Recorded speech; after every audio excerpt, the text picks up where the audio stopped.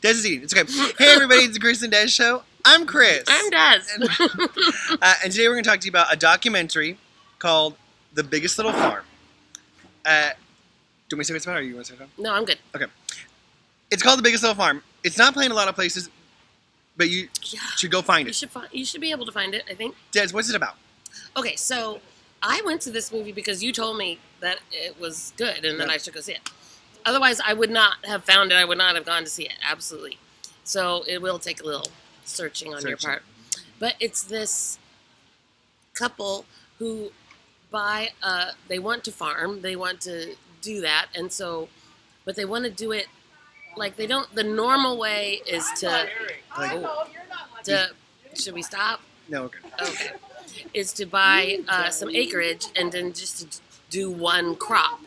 And that's kind of the habit, the pattern. But they don't want to do it that way. So they know that they figure out that the diversity of what you plant and what you grow and all the animals and all of that works together in this ecosystem. It is so interesting how they transform this little farm by planting some of everything and getting all the animals. There's a few of a lot of different types of animals and how the animals interact with the crops and everything to help and how they problem solve. And it just was so good. Like completely, it's an argument for how can you possibly farm any other way than this? Because this is so obviously awesome. But I thought it's so good. It's like the natural way that God created it to be. That's for sure.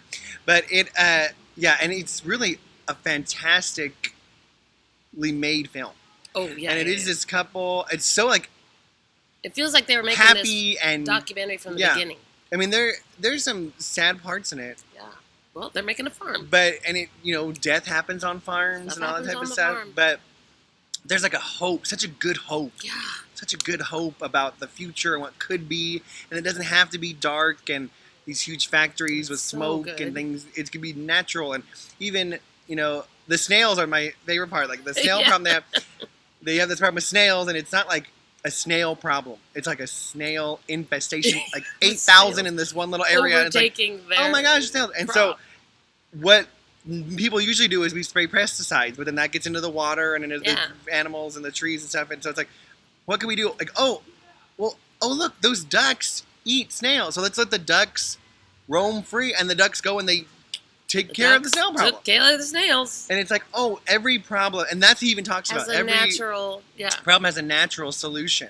And that's what's so cool about this movie. It is really just one of my favorite films I've seen this year. I really enjoyed it. I hope it lasts through till Oscar season. Yeah, for sure. I hope so too. Even though the Oscars tend not to pick ones that make you feel happy. Yeah, that's true. The only one, I don't know what they want to be. Everything to be sad and miserable. It's just a well-made movie. But it's a really good movie. It reminds me, it is similarly made to Won't You Be My Neighbor, like that good. But they didn't like that one either. So. Do you think that maybe they just thought everybody else was going to vote for it, and so nobody voted for it? And it is like the biggest documentary the highest grossing documentary of all time. It's a great documentary. But so is Biggest Little Farm. It is really good too. It's a great documentary. It is really good too. Go see it. And it is a pro-environment, like natural environment. Yeah. Like, let's just let nature do what it's supposed to do. Absolutely. And it all works out. So I say find it if you can, because it's really that good. Yeah. Okay. Bye. Bye.